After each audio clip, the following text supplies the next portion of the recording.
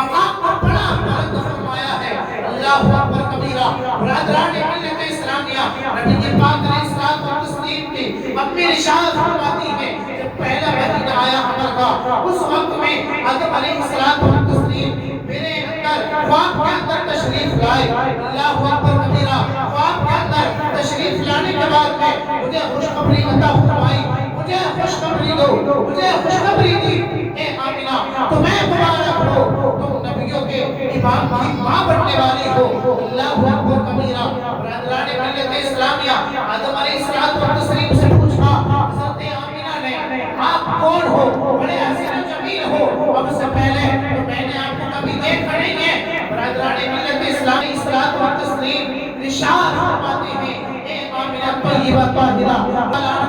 گھبرانے کی یا پریشان ہونے کی ضرورت نہیں ہے، میں ابو البشر ہوں۔ دنیا مجھ کو آدم علیہ الصلوۃ والتسلیم کہتی ہے۔ جب حمل کا دوسرا مہینہ آیا، ایک بڑے حسین و جمیل بزرگ خواب میں تشریف لائے اور خوشخبری دی، اے آمنہ تمہیں مبارک ہو، تم نبیوں کے امام کی ماں بننے والی ہو۔ برادران ملت اسلامیہ، نبی کے پاک کی اپنی ارشاد فرماتی ہے کہ آپ کون ہیں؟ میں نے آپ سے پہلے تو آپ کو نہیں دیکھا، اتنا حسین و جمیل میں نے نہیں دیکھا، خوشخبری دینے والا کون ہے؟ انہوں نے ارشاد فرمایا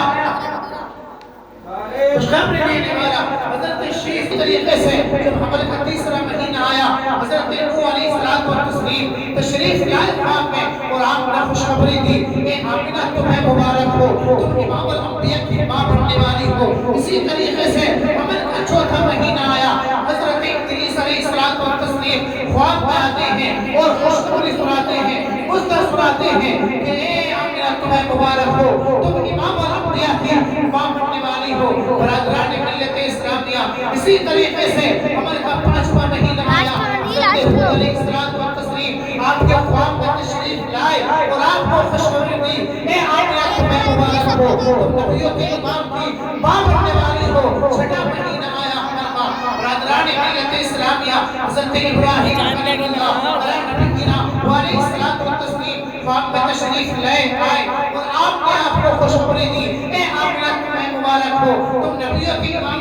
ماں بننے والی ہو۔ اسی طریقے سے ساتواں مہینہ آیا، حضرت اسماعیل ذبیح اللہ علیہ الصلوۃ والتسلیم خواب میں آئے اور نبی کے پاک علیہ السلام کی اپنی جان حضرت آمنہ طیبہ طاہرہ رضی اللہ تعالی عنہا کو خوشخبری دی، اے آمنہ تمہیں مبارک ہو، تم نبیوں کے امام کی ماں بننے والی ہو۔ اسی طریقے سے حمل کا آٹھواں مہینہ آیا، حضرت موسیٰ کلیم اللہ علیہ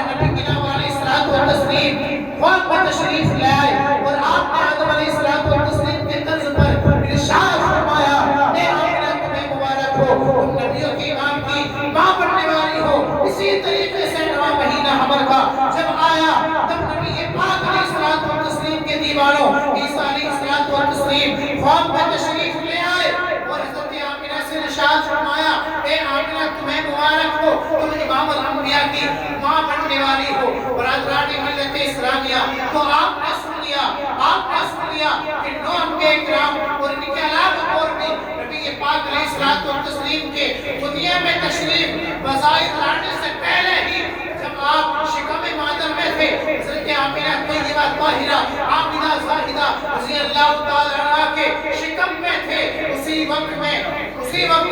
آدم علیہ الصلوۃ والتسلیم نے خوشخبری دی، عیسیٰ نے خوشخبری دی، موسیٰ نے خوشخبری دی، ہود نے خوشخبری دی، ادریس نے خوشخبری دی۔ برادران ملت اسلامیہ، تو اس بات سے ہمیں اور آپ کو سمجھنا چاہیے، اس بات سے ہمیں اور آپ کو یہ سمجھنا چاہیے کہ عرس منانا، کہ نبی پاک علیہ الصلوۃ والتسلیم کا میلاد منانا یہ بدعت نہیں ہے، بلکہ خود انبیاء کرام علیہ الصلوۃ والتسلیم کی سنت ہے۔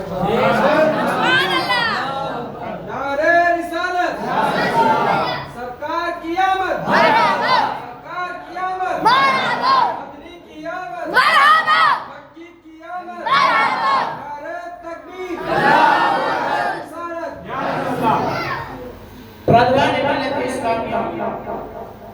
خوشی منانا نبی پاک علیہ الصلوۃ والتسلیم کی پیدائش کی یہ بدعت نہیں ہے، بلکہ انبیاء کرام علیہ الصلوۃ والتسلیم کی سنت ہے۔ انبیاء کرام علیہ الصلوۃ والتسلیم کو دور کی بات رب تبارک و تعالی کی سنت ہے۔ اسلامیہ نبی کی پاک علیہ الصلوۃ والتسلیم جب دنیا کے اندر بظاہر تشریف لائے اللہ رب العزت نے 3 جھنڈے جنت سے بھیجے جبریل علیہ الصلوۃ والتسلیم کو حکم دیا جبریل جنت کو جاؤ 3 جھنڈے لے کر کے آؤ جبریل علیہ الصلوۃ والتسلیم 3 جھنڈے لے کر کے آئے ایک کعبۃ اللہ شریف کے مشرقی جانب ایک مغربی جانب اور ایک کعبۃ اللہ شریف کی چھت پر آپ نے نصب فرمایا برادران ملت اسلامیہ اس بات سے پتہ چلا جھنڈے لگانا علم لگانا نبی کی پاک علیہ الصلوۃ والتسلیم کی پیدائش کی خوشی منانا یہ اللہ کے نبی صلی اللہ علیہ وسلم کی ولادت پاک منانا یہ خود رب تبارک و تعالی کی سنت ہے برادران ملت اسلامیہ آج جب ربیع الاول شریف کا مہینہ آتا ہے کچھ لوگ اپنے دلوں سے باہر آ جاتے ہیں پورے سال دنیا میں خرافات کرتے ہوئے نظر آتے ہیں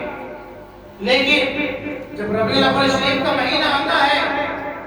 تو شرک و بدعت کے فتوے دینا شروع کر دیتے ہیں کہ مت بناؤ مصطفیٰ